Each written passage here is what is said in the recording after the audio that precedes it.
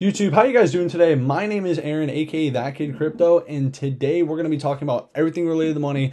We got a ton of news and we're going to hop straight into it. Let's go. The first thing we're going to start our day off with is Bitcoin, the price of Bitcoin. As you can see, Bitcoin is continuing to rally. We started rallying yesterday, and right now, I think Bitcoin's trying to get out of this crab market, but there's still this guy right here, this 200-day, this red line right here is the 200-day exponential moving average line right here. And you're probably wondering, so why does this matter? Aaron, why does this matter? Well, the reason why this matters is this has been a key resistance for Bitcoin for quite a while now. Bitcoin has simply just continued to pump up, hit the 200-day EMA, get rejected, and it's just continued to cycle and cycle. And the 200-day EMA has just continued to keep batting Bitcoin down and down and down and down. And as you can see, Bitcoin's starting to break out again. But guys, I'm not calling the crab market over until we break this 200-day EMA, until we've completely cleared it. We're still in the crab market. So there's that. I'm still feeling very, very, very bullish, guys. I mean, I bet you are too. And as we take a step back and look at the whole market, Terra and Avalanche are continuing to rally. They were rallying yesterday. Terra's up, Terra aka Luna is up almost 7% today, and Avalanche is almost up 8%. These two coins have been continuing to rally. If you didn't know, Avalanche is another smart contract platform. It has some problems. Yeah, it did shut down, but as we know, smart contracts have shown that they are going to pump. So I'm bullish on the whole smart contract scene. There's some sus things going on, but we're going to get to our next thing right here. Take a look at the chart here. It's Bitcoin's futures perpetual funding rate on all exchanges. It's a chart.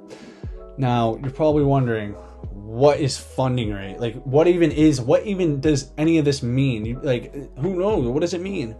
Well, funding rate is essentially the money paid between traders, and futures perpetual contracts are essentially just like futures contracts, where you're making an agreement to buy or sell a certain asset, but there's no expiration date, there's no set time. So that's the difference between a perp contract and just a regular contract.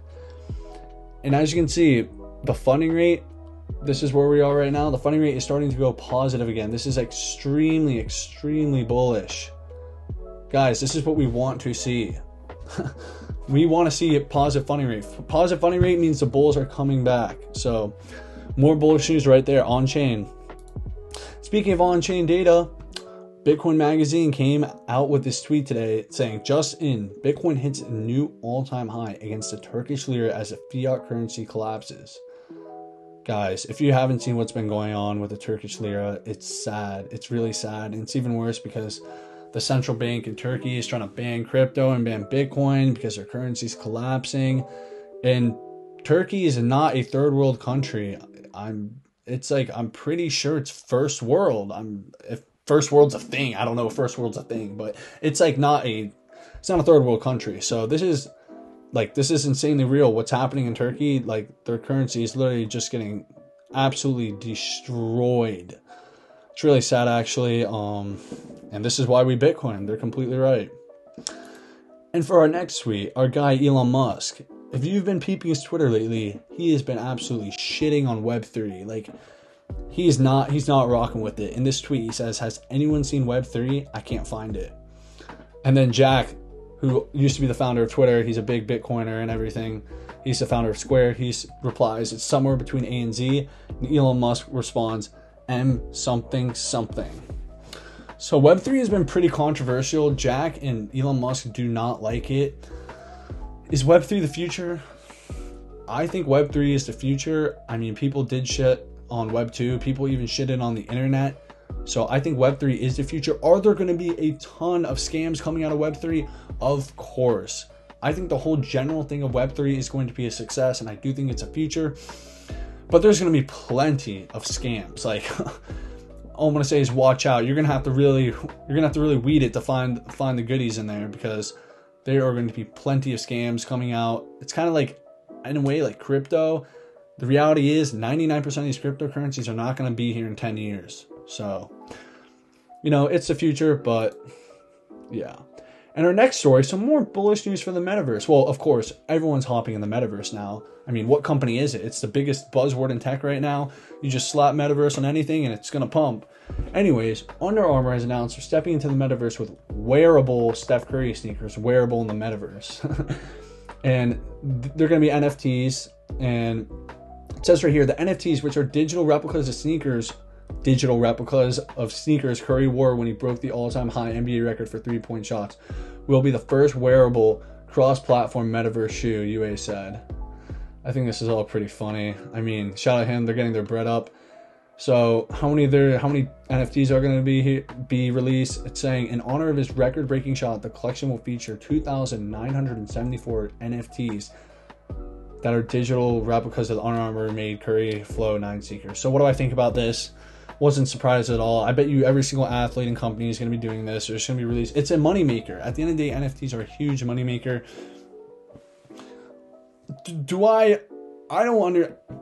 I honestly don't see why you would want to own a Curry 9 Metaverse sneaker, but I mean, you could probably flip it for a ton of money, so there's that. But yeah, I just think what's going on is it's very interesting, and this is bullish news for crypto, for everything, for the metaverse, because Stephen Curry is very famous. What does he have, like 30 million plus followers on Instagram?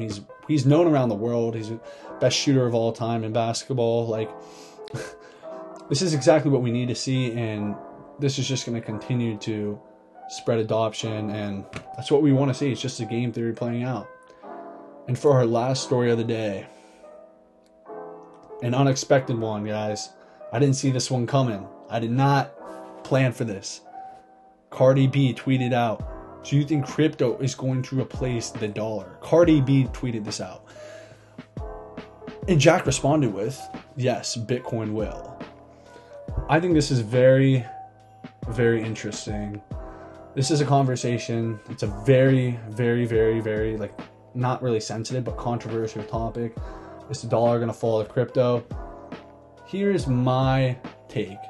Will the dollar follow crypto? 100% crypto, 100% not. I think if a cryptocurrency was going to replace the dollar, it would have to be Bitcoin. I think that's the only really viable option. But do I think that's going to legitimately happen in the near term, short term? Short term being the next 10 years. Some people would call 10 years long term. I'm calling 10 years short term. I don't think so. The dollar is very, very, very, very strong. It's still the world reserve currency. I think Bitcoin will 100% dethrone it as the world reserve currency. But as of right now, the dollar is very strong. And I think what a lot of people are they're forgetting is the fact that legitimately people in third world countries and other countries, they hold the dollar as literally their like asset. So, you know, here in the US or whatever, in like a first world country, you might be holding like Bitcoin as your asset. Well, they're holding literally dollars, because a lot of the times their fiat currency, their currency is backed by the dollar. So the dollar is literally like their safe haven, which is honestly, it's mind blowing to think about.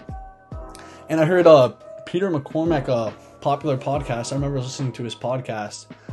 He was talking about how when he was down in El Salvador, it was interesting because a lot of people, although they have the Bitcoin and everything, a lot of people in like third world countries and stuff, they really want dollars. Like, dollars are apparently, I just haven't traveled the world yet, but they're used around the world. Like, a lot of places, a lot of countries, pretty much everywhere accepts dollars because people want dollars because they're very strong.